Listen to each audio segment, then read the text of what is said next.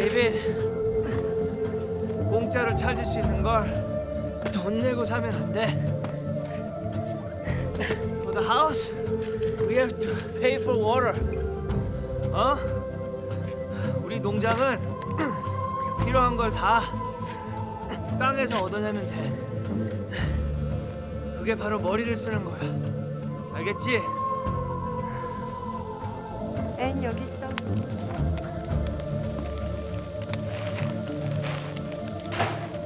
엄마, 이제부터 쓰레기를 우리가 태워야 해요?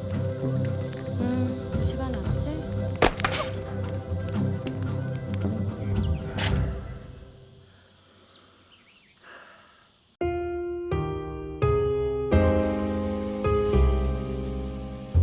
This is, I've had time to sort of marinate in the film even further. And I guess what I wanted to talk about now is the response I'm seeing. All these interviews with Steven Yeun are hitting, and it just sounds like the two of you had the best time making this movie. That he keeps talking about how he's been able to see himself on screen in a new way.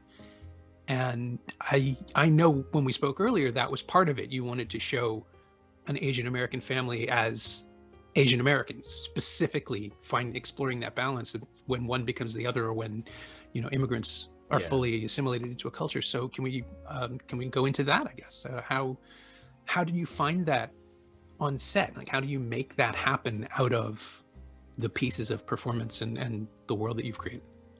Yeah, it's funny, on set there's so much focus just placed on getting it right and getting it true, and we didn't have much time to think or to deliberate. So I just remember set work was very intensive, and much of it was on instinct and intuition. But the great thing was, working with Steven, we're on the same page, so we there's no discussion we have to do. We both know what we're trying to say. Even now when we do our Q&As, like I find that I'm saying the things that he's saying, and he says the things that I say, because our perspectives are so similar. We've kind of gone through the same things with our parents, and just many different things. I think it's a lot of that's in retrospect now that we're noticing how magical all that was and that time was, and that it continues to be magical, the way that it's finding community amongst other Asian Americans who are telling us, oh, we don't feel as alone. Like, we see that other people had these same experiences. And I think neither of us were maybe expecting that kind of level of response from the Asian American community. I've just been telling my wife, like, I just feel like I'm a part of something much bigger than myself with this. And this is really a dream come true for filmmaking. That's kind of what you hope for. So yeah, it's been wild. I don't want to be too precious about it either, because it's just a movie, but there's something that is constantly surprising us with this process. It feels like you caught a moment. I mean, both the film itself captures a moment in time, but also the cultural moment that we're in was ready for it. And the other thing too, that I've been kind of surprised by the coverage in other places, is realizing that people are treating you like a newcomer when you've been at this for a really long time. I mean, you've been making feature films for what, 15 years? Yeah, that's right. But now you're an overnight success. I think that's true. That hasn't been lost on me. I kind of want people to know that I am not an overnight success, only because I want to encourage the people who don't feel that they are being successful, that I've been there, and it's a long, hard road.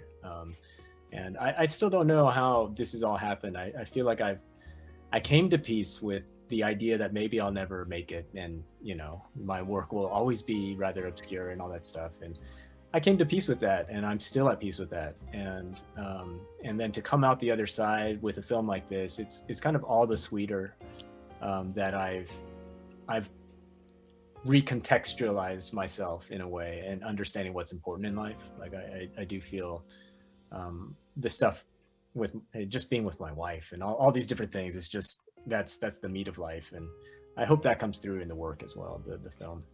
I think it does. I mean, and there's Barry Jenkins made Medicine for Melancholy 8 years before Moonlight, and That's right.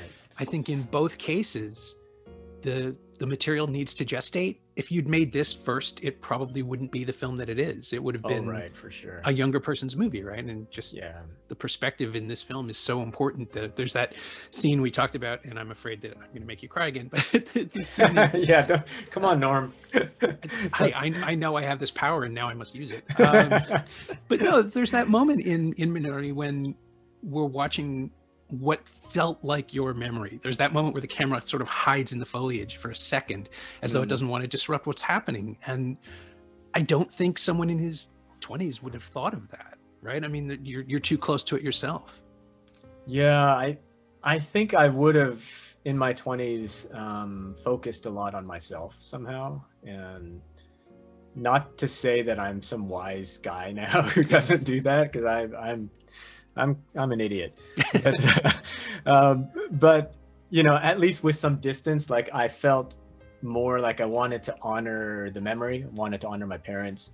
I felt like I understood a lot of things that my dad went through, for instance, that I didn't understand as a 20-year-old, that now I understand the weight of the world that he felt, and just how much, when he says we had nothing, you know, in California, he says we had nothing, just how much that I understand that, you know, I understand like little things that he's going through, what makes him tick.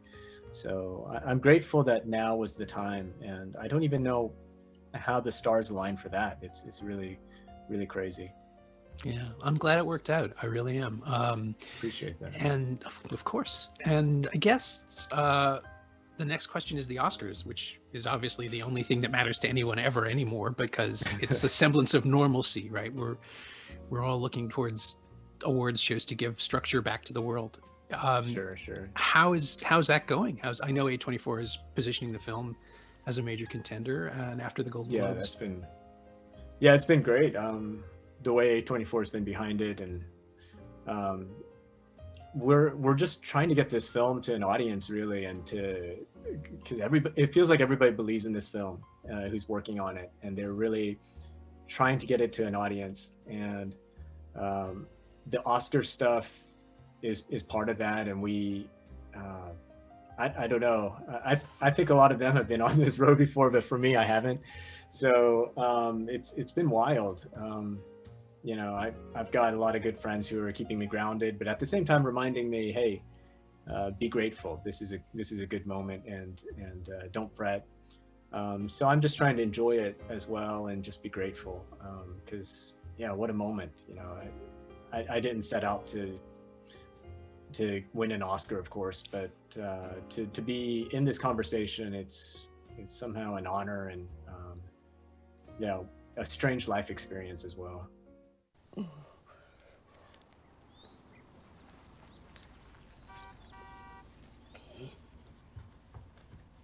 교회 버스 왔어요. 데이빗 놔두고 너 먼저 가. This just gets better and better. 됐다.